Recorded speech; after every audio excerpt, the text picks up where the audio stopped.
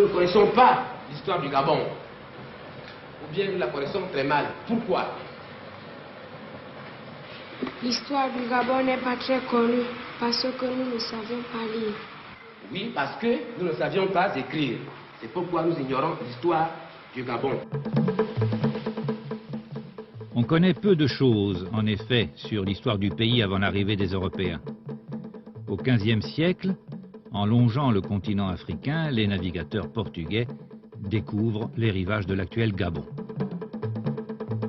Après eux, les Hollandais, les Français et les Anglais commencent à s'intéresser au pays. Le troc de l'or, des bois précieux, de l'ivoire, mais aussi et surtout le commerce des esclaves attire les Européens.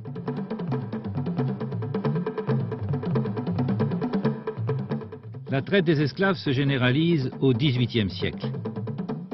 Par l'intermédiaire des chefs des tribus de la côte, les Européens se procurent en échange d'alcool, de tissus ou encore de tabac la main-d'œuvre gratuite que réclament les colons des Amériques. Bientôt, les Français cherchent une implantation dans le pays. Le lieutenant de vaisseau Bouët-Villomèze en sera le promoteur. En 1837, il signe avec un des chefs locaux, le roi Louis, un accord pour installer une base permanente. Dans les rapports qu'il écrit à l'époque, le lieutenant évoque la découverte de fabuleuses richesses comme le bois de santal, l'ivoire, le caoutchouc. C'est lui d'ailleurs qui encourage de nouvelles expéditions au Gabon. C'est ainsi qu'en 1843, les Français établissent le premier fort, le fort Aumale. Quelques années plus tard, des esclaves sur le point d'être envoyés en Amérique sont débarqués près du fort Aumale et abandonnés là. Ce sont eux qui fondent Libreville. On y compte bientôt des missions, des entrepôts, des fabriques.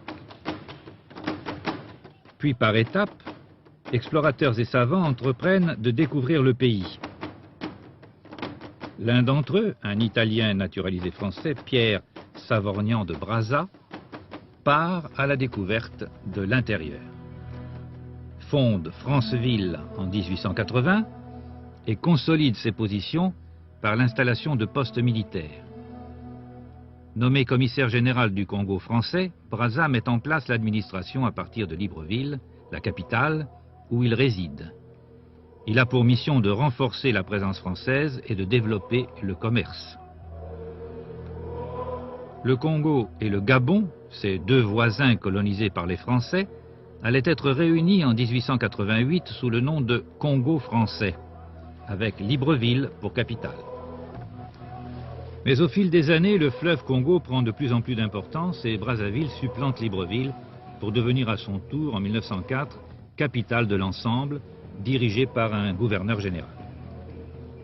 Mais les Français poursuivent, par le biais de compagnies concessionnaires, le commerce de l'ébène, de l'ivoire et du caoutchouc au Gabon.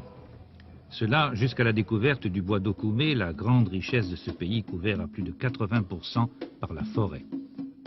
À partir de la Première Guerre mondiale, le bois d'Okoumé se répand en Europe. Il se prête à la fabrication du contreplaqué.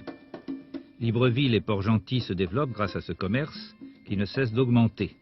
Parallèlement, la présence française au Gabon entraîne la mise en place de centres sanitaires. L'un d'entre eux, créé par le docteur Schweitzer, permet de soigner l'un des maux les plus répandus, la lèpre. Politiquement, le Gabon, dès 1910, devient un des territoires français regroupés sous le nom d'AEF, Afrique équatoriale française. Le pays est alors dirigé par un gouverneur général qui réside à Libreville. Mais le Gabon attend toujours sa personnalité administrative propre et son autonomie financière. La Seconde Guerre mondiale sonne le glas de cette colonisation. Le général de Gaulle décide de réorganiser l'Afrique équatoriale française. Il transforme l'empire colonial en Union française.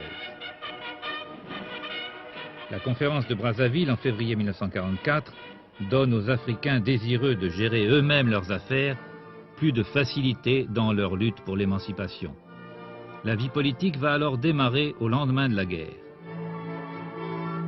Tous les partis se battent avant tout pour l'égalité entre Noirs et Blancs, ainsi que contre la prépondérance de Brazzaville.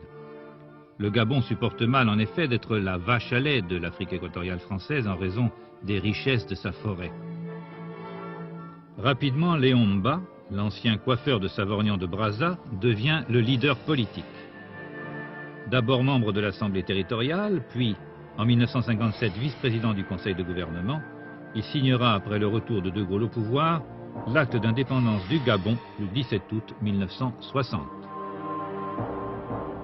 En 1960, la situation du Gabon était excellente puisqu'il y avait déjà cette richesse, le bois d'Okoumé, et qui fait qu'il n'y avait aucune difficulté des rapports sur le plan économique et politique de ce pays. Mais je reviendrai en arrière en parlant de cet organisme qui a été créé, qui s'appelle l'Office des bois de l'Afrique équatoriale française, qui a été créé en 1945 à Alger, un décret de M. Pleven.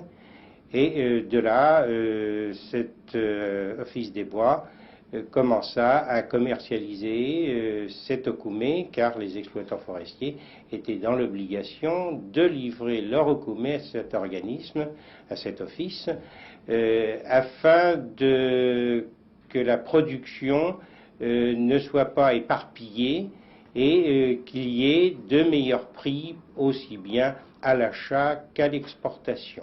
De 1947 à 1960, il y avait à l'intérieur de l'Office des bois, comme toute autre société, il y avait peu de cadres gabonais et c'est, on peut dire, au moment de l'indépendance, à la demande du chef de l'État, que les directeurs de société demandèrent évidemment à leur personnel européen de bien vouloir s'occuper de mettre en avant le personnel gabonais.